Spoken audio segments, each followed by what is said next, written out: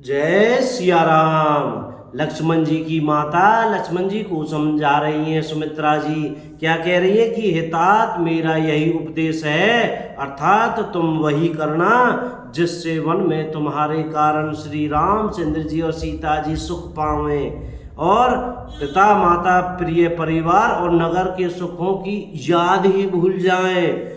और तुलसीदास जी कहते हैं, सुमित्रा जी ने इस प्रकार हमारे प्रभु श्री लक्ष्मण जी को शिक्षा देकर वन जाने की आज्ञा दी और फिर यह आशीर्वाद दिया कि सीता जी और श्री रघुवीर जी के चरणों में तुम्हारा निर्मल निष्काम कोई कामना न हो और अनन्य एवं प्रगाढ़ प्रेम नित नित नया होता चला जाए। उपदेश यहूँ जेहि तात तुमरे राम सिय सुख पावहीं पितु मातु प्रिय परिवार पुर सुख सुरति बन विस्वार बिसरावहीं तुलसी प्रभु सिख दे आयुषी दीन पुनि आशीष दई रति हो अबिरल अमल सिय रघुवीर पद नित नई। श्री राम जय जय राम। माता के चरणों में सिर नवाकर हृदय में डरते हुए कि अब भी कोई विघ्न न आ जाए, लक्ष्मण जी तुरंत ही इस प्रकार चल दिए जैसे सौभाग्यवश कोई हिरण कठिन फंदे को तोड़ाकर भाग निकला हो। इतनी जल्दी माता जी के पास से चल दिए लक्ष्मण जी। लक्ष्मण जी वहां गए जहां श्री जानकी जी नाथ थे। गए लखनु जह जानकी नाथू, और प्रिय का साथ पाकर मन में बड़े ही प्रसन्न हुए। भे मन मुदित पाई प्रिय साथु। श्री राम जी और सीता जी के सुंदर चरणों की वंदना करके वे उनके साथ चले और राजभवन में आए। कहीं परस पर पुर नर नारी, नगर के स्त्री पुरुष आपस में कह रहे हैं कि भली बनाई विधि बात बिगाड़ी, कि विधाता ने खूब बनाकर बात बिगाड़ी। उनके शरीर दुबले मन दुखी और मुख उदास हो रहे हैं। वे ऐसे व्याकुल हैं जैसे विकल मन माखी मधु छीने, जैसे शहद छीन लिए जाने पर शहद की मक्खियां व्याकुल हो जाती हैं। सब हाथ मल रहे हैं, सिर धुनकर पीट कर पछता रहे हैं, मानो बिना पंख के पक्षी व्याकुल हो रहे हों। राज द्वार पर बड़ी भीड़ हो रही है, अपार विषाद का वर्णन नहीं किया जा सकता। करमी जयु सिर धुनि पछताही, जनु बिनु पंख वेहग अकुलाही। भई बड़ी भीर भूप दरबारा, बरनिन जाय विषादु अपारा। श्री राम जय जय राम। श्री रामचंद्र जी पधारे हैं, सचिव उठाए राउ बैठारे, कई प्रिय वचन राम पगुधारे। ये प्रिय वचन कहकर मंत्री ने राजा को उठाकर बैठाया। सीता सहित दोनों पुत्रों को वन के लिए तैयार देखकर राजा बहुत व्याकुल हो गए। सिय सहित सुत सुभग दो, देखी अकुलाई, बार स्नेह बस राउली और लाई। श्री राम जय जय राम।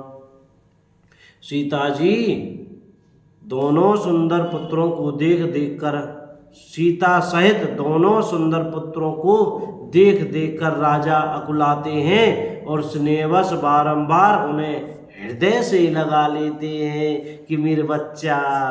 सकै न बोल विकल नर नाहू, शोक जनित और दारुण दाहू। राजा व्याकुल हैं, बोल नहीं सकते, हृदय में शोक से उत्पन्न हुआ भयानक संताप है। तब रघुकुल के वीर श्री रामचंद्र जी ने अत्यंत प्रेम से चरणों में सिर नवाकर उठाकर विदा मांगी। पितु आशीष आयुष मोह दीजिए।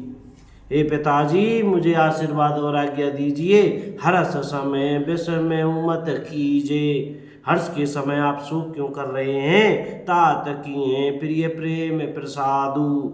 हे तात, प्रिय के प्रेमवश प्रमाद कर्तव्य कर्म में त्रुटि करने से जगत में यश जाता रहेगा और निंदा होगी। जसु जग जाए होई अपवादु। श्री राम जय जय राम। सुनी स्नेह बस उठी नर नाह, बैठा रे रघुपति गही बाह। यह सुनकर स्नेहवश राजा ने उठकर श्री रघुनाथ जी की बाह पकड़कर उन्हें बैठा लिया और कहा, हितात सुनो, तुम्हारे लिए मुनि लोग कहते हैं कि श्री राम चराचर के स्वामी हैं। शुभ और अशुभ कर्मों के अनुसार ईश्वर हृदय में विचार कर फल देता है। जो कर्म करता है वही फल पाता है, ऐसा वेद की नीति है। यह सब कोई कहते हैं। और करऊ अपराधों को और पाप फल भोगू, अति विचित्र भगवंत गति को जग जाने जो। श्री राम जय जय राम। किंतु इस अवसर पर तो इसके विपरीत हो रहा है। अपराध तो कोई और ही करे और उसके फल का भोग कोई और ही पावे। भगवान की लीला बड़ी ही विचित्र है, उसे जानने योग्य जगत में कौन है।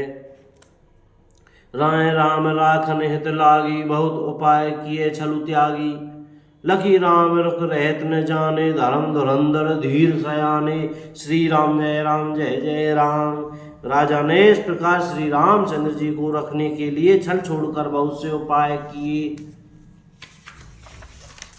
पर जब उन्होंने धर्म धुरंधर धीर और बुद्धिमान श्री राम जी का रुख देख लिया और वे रहते हुए न जान पड़े, तब राजा ने सीता जी को हृदय से लगा लिया और बड़े प्रेम से बहुत प्रकार से शिक्षा दी। वन केतु से दुख कहकर सुनाए, फिर सास ससुर और पिता के पास रहने के सुखों को भी समझाया। राजा दशरथ जी ने माता जानकी जी को भी।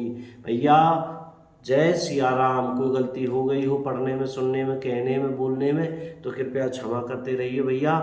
और मुख से श्री सीताराम सीताराम, राधे श्याम बोलते रहिएगा। जय सिया राम, जय बजरंगबली की।